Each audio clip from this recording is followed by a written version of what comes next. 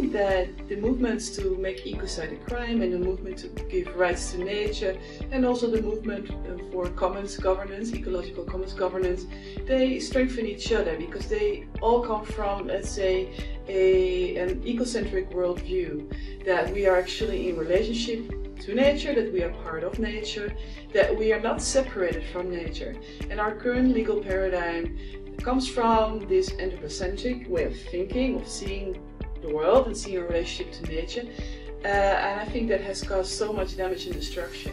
And I think people are waking up now that this is actually a falsehood. This is not true, and it's not true about who we are as humans, and it's not true about nature. Nature is not dead matter.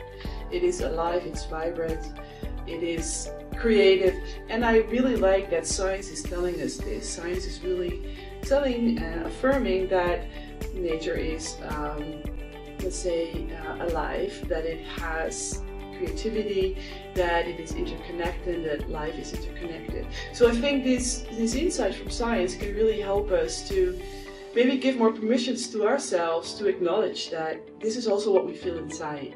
And the people who feel it inside sometimes also are lawyers. So I'm one of those lawyers who come from that place, that it's something that I know, and I'm very excited to see it expressed in law, and I'm very excited to be part of that, because for me it's a very noble thing to be part of. Environmental law has done some good things, but I think it's not, you know, it has to address basically who are we as humans, how do we relate to nature. So what is our position as humans towards nature, and then we have to adjust our legal system to basically answer to that question, because that is the natural law, the ecological law that we are subject to as humans.